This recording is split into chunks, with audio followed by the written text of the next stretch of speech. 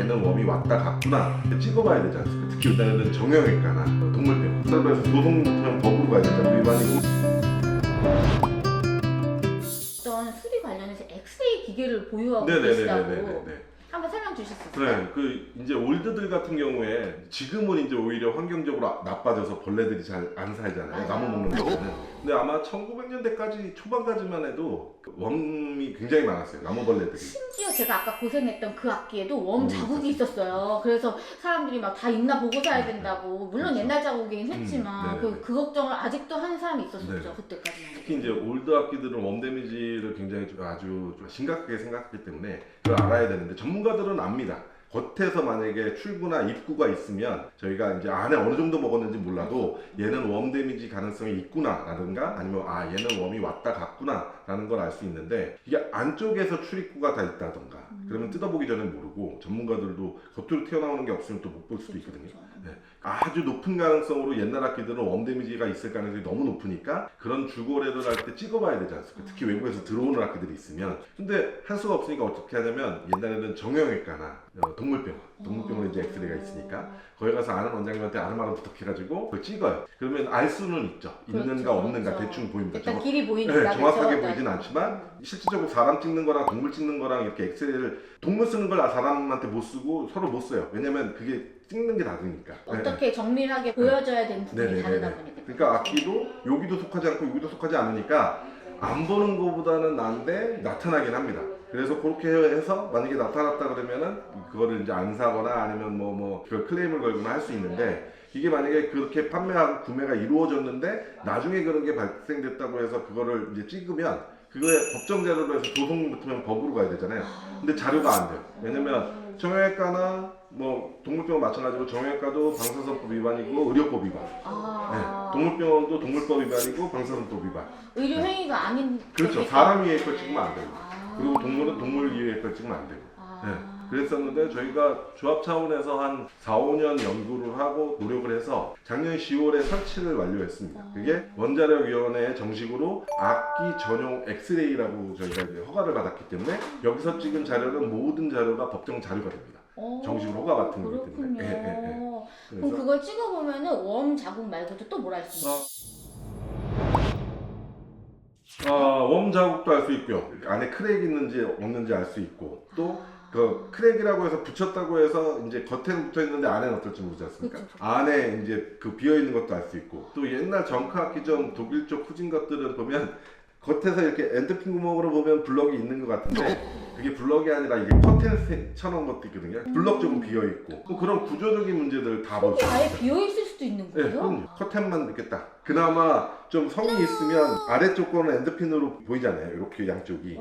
그러니까 거기만 세워놓고 위에는 안 세우는 것도 있어요. 오, 너무했다. 그러니까 말하자면 공정을 줄인 거예요. 그렇죠. 싸게 팔아야 되니까. 그리고 막 수리도 금방 해야 예. 되고. 그리고 그만한 가치가 없으니까 그렇게 만들어서 그 가격에 판 건데 그게 나이만 먹었다고 지금에 와서 조금 100년이 더 넘었는데 그 구조적으로는 그렇게 돼요.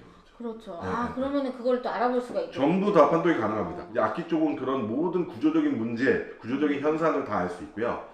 활은 헤드 쪽이 부러지면 보통 미국하고 유럽이 좀 틀린데 미국은 한 30에서 50%, 유럽은 50에서 70%, 스틱 알이 절단되면 유럽 쪽에서는 사망, 가치적으로는 미국에서는 50%에서 70%까지 가치가 떨어지는데 근데 엑스레이로 찍으면 그 결 따라 붙였던 뭘 했던 거기 안에 원래에서 이격된 부분이 있기 때문에 다 나타나고 특히 이제 활 보증서에 그러니까 악기 보증서도 약간 그렇지만 활 보증서는 이 활은 누가 만들었다는 거를 증명하는 거지 이 활의 건강 상태에 대해서 써있지 않거든요. 그래서 컨디션에 대해서는 크게 문제가 없고. 그래서 은사 쪽에 크랙 있는 것들이 꽤 있는데 그쵸, 은사를 은사로 감아버리니까 그거를 판단할 수가 없어요. 풀기 전에. 진실의 방으로. 저희 엑스레이로 찍으면 그 안에 데미지가 있었거나 크랙 수리가 있으면 은사를 투과하는 방식으로 저희가 하기 때문에 안에가 보입니다. 그러니까 지금 여태까지 그런 걸 우리가 판독할 수 없을 때는 엄청 무지한 상태로 악기를 구매하게 됐네요. 그렇죠. 그러니까 딜러도 모르고 팔았다가 연주자가 사고로 은사가 풀렸어요. 근데 크랙 있네? 사온 사람도 모를 수 있죠. 진짜 많이. 근데 네가 몰라서 팔았냐? 지금 산 사람 입장에서 그게 아니잖아요. 맞아. 그거를 몰라서 팔았는지 알아서 팔았는지도 사실 잘 몰라요. 왜냐하면 모르죠. 은사가 있는 채로 사왔는지 없는 채로 그렇죠. 사왔는지도 모르고. 네.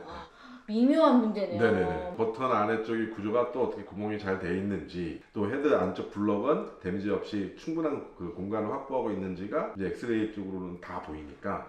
그러니까 만약에 구매를 하신다 선생님이, 아니면 제작을 위해서 사주신다 그럴 때 이 악기의 지금 안쪽의 컨디션, 구조적으로 잘 만들어졌고 지금 이상은 없고 뭐 수리들은 잘 돼 있는지 전부 볼 수 있습니다. 이 말을 듣고 나니까 제가 갖고 있는 모든 악기를 다 점검해보고 싶은 생각이 들고. 혹시 렌트도 많이 해주세요? 네네, 학생들한테 그러면 렌트도 많이 하고. 선생님은 이제 학생들을 위해서 이렇게 해주시는 거예요. 뭐 아킬레스건 이제 문제가 뭐냐면, 이제 렌트를 해주면 입시 렌트 같은 경우에는 보통 길게는 5개월에서 6개월까지 나가잖아요, 맞아요. 대입은. 네. 근데 이게 오래 나갔다가 왔어요. 오면 겉에 괜찮고 그러면 감사히 잘 썼습니다 그러면 그냥 넘어간단 말이에요. 그쵸. 근데 몇 번 지나고 다른 일이 있어서 수리할 일이 생겨서 했는데 모르는 상처가 모르는 상처가 있고 수리가 된 게 있고 이런 게 있는 경우가 있어요.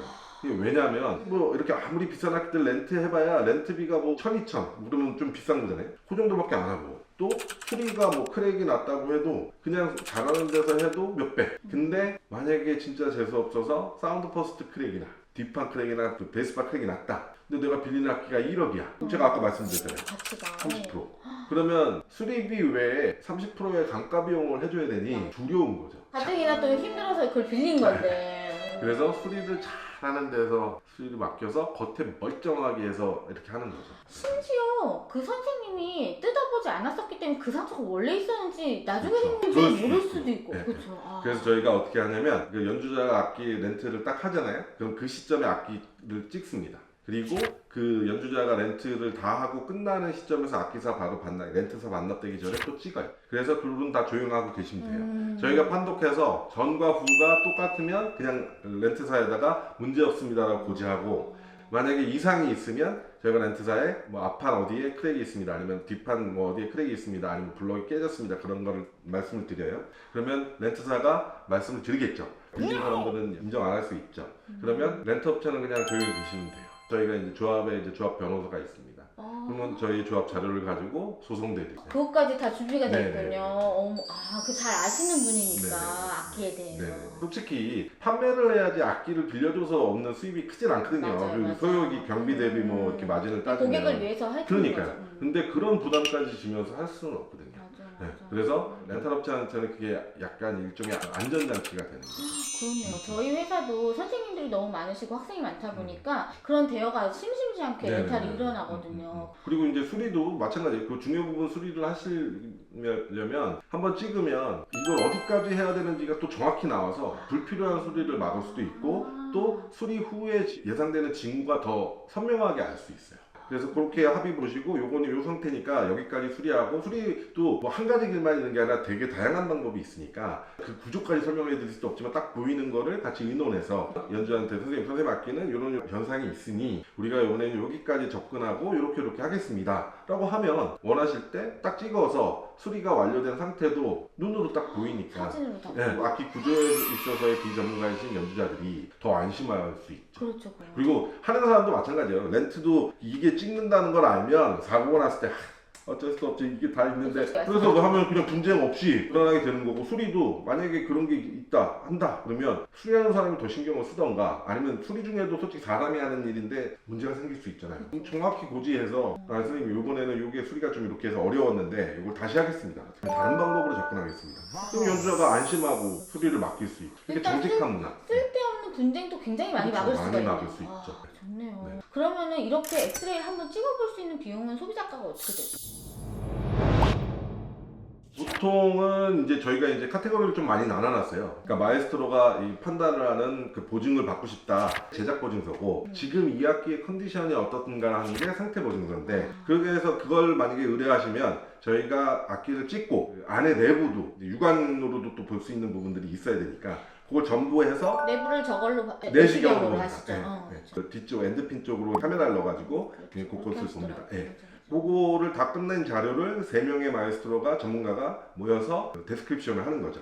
그렇게 해서 저희 조합의 명의로 보증하는 게 나가면 그게 바이올린 기준으로 70만 원이고, 첼로는 자체가 틀리고 봐야 될 게 많아서 여러 그거는 컷 이제 찍어야겠네요. 바이올린이 한 컷으로 된다면 걔는 기본 3컷 찍어야 됩니다. 그래서 걔는 10만 원 비싸서 80. 그리고 활은 그거보다 좀 작기 때문에 저희가 50만 원 정도로 책정, 50만 원인가 60만 원으로 책정을 해놓고 대신 활은 이게 딜러분들이나 아니면은 악기 판매상들은 많이 갖고 계시잖아요.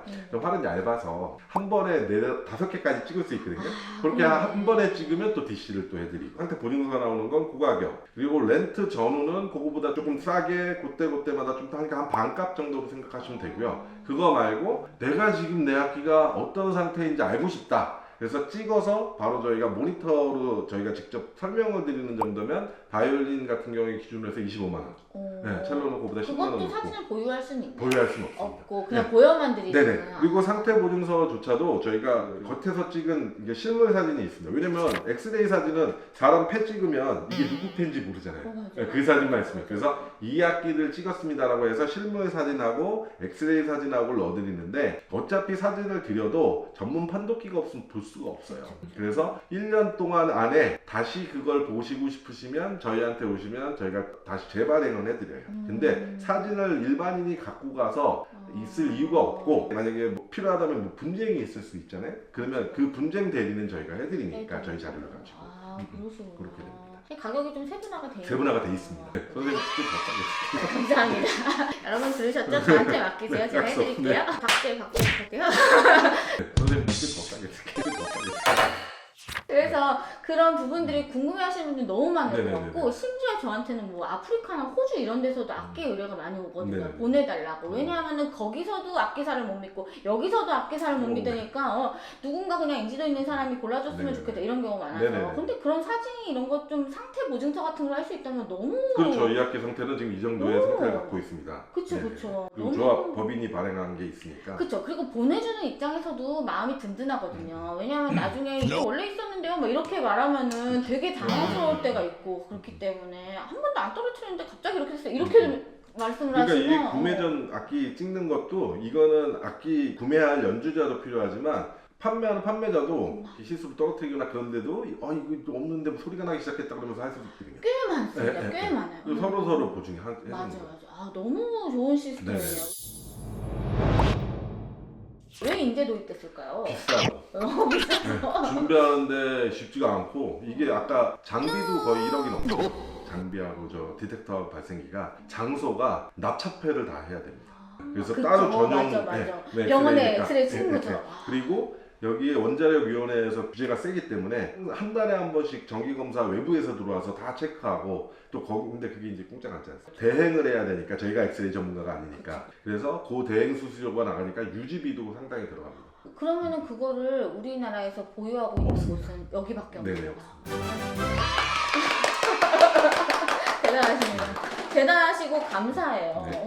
이런 시스템이 있을 수가 네. 있다는 게. 그래서 올바른 문화가 생겨야 돼요. 그러니까 뭐 견문생심이라고 이런 게 있다. 네가 아무리 잘못 팔아도 그 사람이 여기 와서 찍으면 다 걸린다고 하면 팔 때 좀 조심스러울 거고 렌트해서 반납할 때 조심스러울 거고 이렇게 서로가 이제 이러면 안 되겠다는 이렇게 문화가 확산돼야지 맞아. 올바르게 되지 않겠어요. 그렇죠.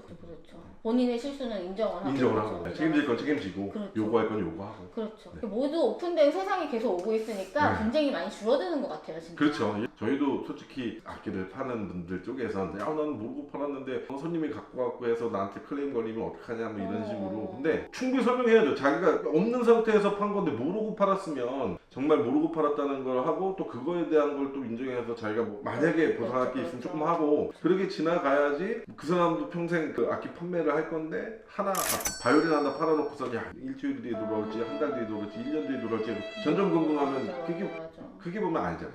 또 이게 문화로 갈 거라면 거기에 적응하는 게 그렇죠, 네, 그렇죠. 제일 좋죠. 그래서 무슨 경찰 조사나 모든 걸 진행할 때도 그렇잖아요. 네. 그때 상황이 어땠느냐 이것도 또 중요하고 네, 내가 네, 네. 몰랐냐 아니냐 네네네. 또 그 다음에 어떻게 진행이 됐기 때문에 네네. 달라진 건 또 달라진 거고 네네.